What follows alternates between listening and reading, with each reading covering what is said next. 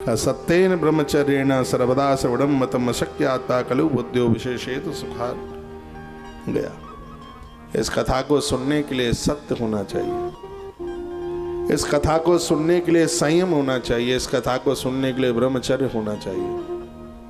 तब यह कथा सिर्फ पंडाल में बैठने से कुछ नहीं होगा।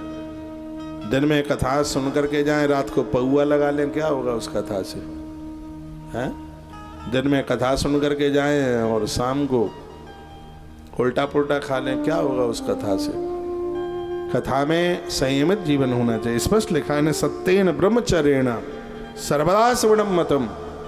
सत्यता के साथ, ब्रह्मचर्य धर्म के साथ यदि इस कथा को सुना जाए तो यह कथा तत्काल कल्याण करती है। ये कहानी किस्से नहीं है, कथा जिंदगी है, कथा जीवन है कथा।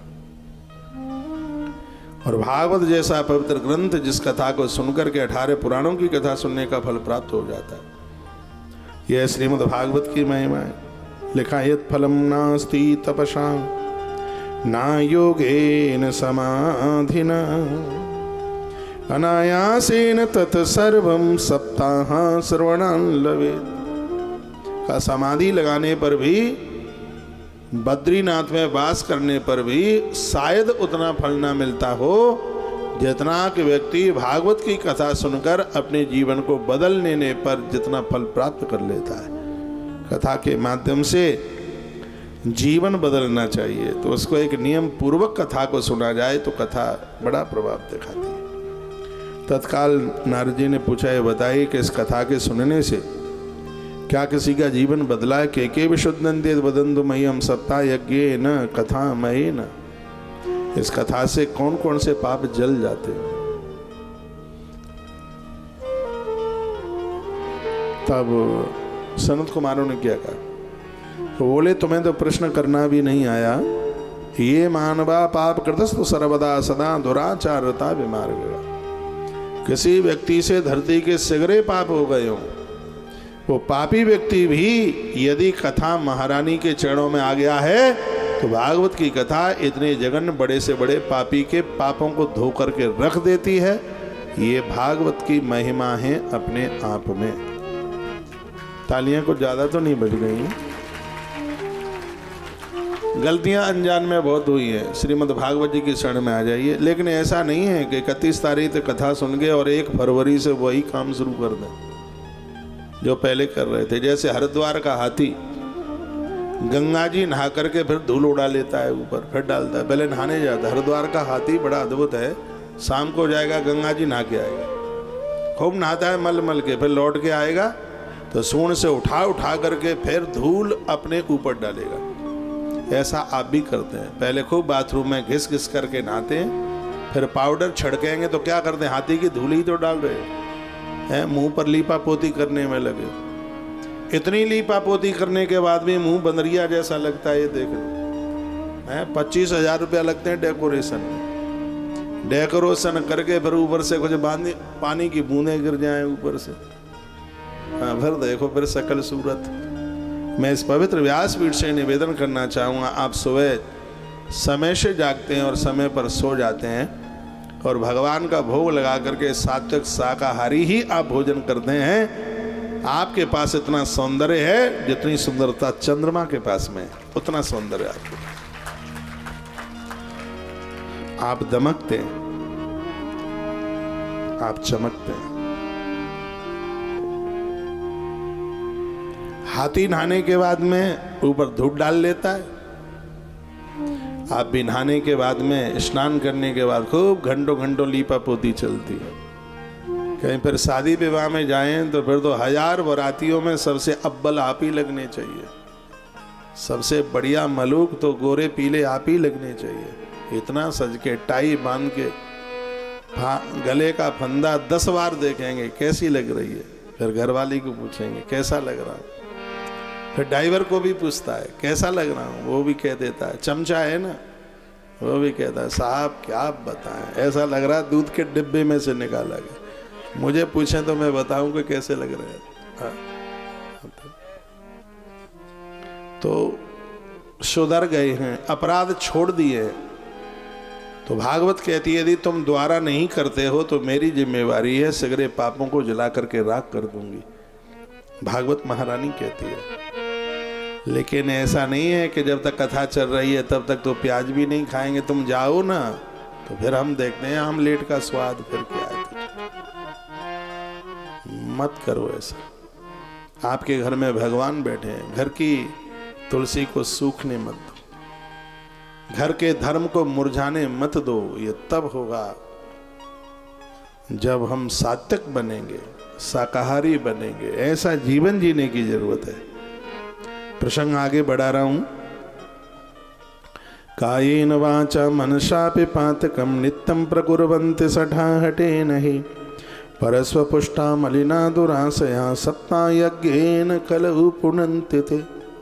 मन वचन कर्म से जिनसे गलतियां हो गई हैं वह भी भागवत की शरण में आ गए हैं तो उनको मुक्ति मिल गई, उनका कल्याण हो गया। भागवत जी की इतनी बड़ी कृपा रही है। पूछा गया किसी का उद्धार हुआ क्या? कहाँ हुआ? किसका? आत्मदेव पुरे तस्मिन सर्ववेद विशारद। एक नदी के किनारे एक गांव था, उस गांव का नाम था, क्या नाम था भूल गया मैं, उत्तम नगर। ध्यान में आ गया, उत्तम नगर। आजकल मुझे ईसागढ़ ही ज़्यादा याद है तो और गांव भूल जाता हूँ। तो उसका नाम था उत्तम नगर। उस उत्तम नगर में बहुत लोग रहते थे और वेदों को कंठस्थ करने वाला एक ब्राह्मण भी रहता था, उसका नाम था आत्मदेव। बड़ा पढ़ा लिखा था, वेद उसे कंठस्थ थे। ईश्वर सबको सब कुछ नहीं देता, कहीं कमी छोड़ देता है। विद्वता दे दी लेकिन कमी छोड़ दी, घरवाली लड़ाकू दे दी उसे। ये सब चीज़ें बड़े पुण्यों से मिलती हैं। अब लड़ाकू पति मिल गया है तो मत किसी को कुछ कहो। अब तांबे का पीतल का बर्तन तो है नहीं कि ईसागढ़ के बाजार में बदल के दूसरा ले आएंगे। अब जैसा अपना था प्रारब्ध उस प्रकार से जैसा मिला है बस उसी में भगवान का धन्यवाद कर ले। यदि घरवाली भी लड़ाकू मिल गई है तो मुझसे शिकायत मत करो। वो अब जैसी मिल गई है वो अपने प्रारब्ध के अनुसार जैसी मिली है बस वैसे ही भोग लो। हाँ, स्वीकार करो, समय पास निकालो, समय पास करो। क्या कोई ईश्वर सबको सब कुछ नहीं देता? क्योंकि सब कुछ इसे दे देगा तो भगवान यही बन जाएगा, फिर मंदिर में हाथ क्यों जोड़ेगा जाके? हिमालय पर्वत को इतनी ऊंचाई दी, थोड़ी सीढ़ी दे देता तो और कितना अच्छा हो जाता। लेकिन भगवान ने कमी छोड़ दी, उसे सीढ़ी नहीं दी। समुद्र को कितना विस्तार दिया। भगवान का लला अहंकार मत करना, इतना लंबा चौड़ा बन के चल, तुझे मैं खुरखुरापन दिए देता हूं। तो उसको क्या दे दिए? कड़वाहट दे दी, खारापन दे दिया उसे। अग्नि को इतनी चमक दे दी, प्रसाद में थोड़ा धुआं उसको दे दिया कि तू संभाल इसको। हाँ, और वो नींबू को ऐसा रस दिया, और ऐसा रस, नींबू के रस की महिमा, मरा हुआ आदमी जिंदा हो जाए। भगवान ने ठोड़ी पे हाथ लगा के सोचा नींबू की शिकंजी पीकर मरे मराए जिंदे हो जाएंगे तो फिर मेरी जरूरत क्या पड़ेगी। तो उसमें फिर वो डाल दिया बीज। ये नींबू का बीज बड़ा खतरनाक है, ये पेट में नहीं जाना चाहिए, पेट फुला देगा। पेट में, आयुर्वेद भी कहता है, पेट में गैस बना देगा। नींबू का रस अमृत है लेकिन उसका जो बीज है वो जहर है, वो नहीं जाना चाहिए पेट में। तो भगवान ने सोचा कि ये तो शिकंजी पी के ही सगरे अमर हो जाएंगे तो फिर हमारी क्या जरूरत पड़ेगी। तो उसमें बीज डाल दिया। काय में? नींबू में। अमरूद में यदि बीज ना होता तो जिंदा आदमी मर जाता। बीज वाला अमरूद स्वास्थ्य के लिए बहुत फायदेमंद है।